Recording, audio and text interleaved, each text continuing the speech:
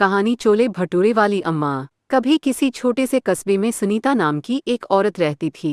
सुनीता का जीवन बहुत कठिन था। उसका पति रामलाल कई महीनों से गंभीर बीमारी से जूझ रहा था। डॉक्टर ने कहा था कि इलाज महंगा है और समय पर इलाज न हुआ तो रामलाल की जान भी जा सकती है। सुनीता के पास इतने पैसे नहीं थे कि वो बड़े अस्पताल जा सके। घर में कोई और कमाने वाला भी नहीं था। दो छोटे छोटे बच्चे थे जिनके लिए रोज की रोटी जुटाना भी मुश्किल हो रहा था। कई बार तो घर में चूल्हा तक नहीं जलता। लेकिन सुनीता हार मानने वालों में से नहीं थी। उसने सोचा, रोने से कुछ नहीं होगा, मुझे खुद ही कुछ करना पड़ेगा।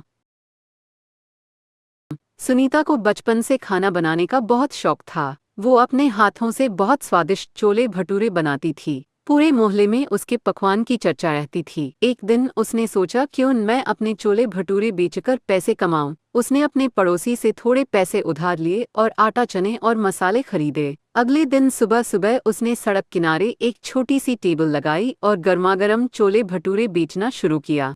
शुरू में लोग कमाते थे, लेकिन जिसने भी उसका खाना चखा उसने तारीफ किए बिना नहीं रहा। धीरे धीरे उसकी दुकान मशहूर होने लगी। लोग दूर दूर से सिर्फ उसके छोले भटूरे खाने आने लगे। सुनीता हर सुबह 4 बजे उठकर चने भिगोती, मसाले पीसती और आटा गूंथती। बच्चों को साथ ले जाती और अपने पति का भी ध्यान रखती। दिन रात की मेहनत से उसका छोटा सा ठेला अब सबकी पहली पसंद बन चुका था।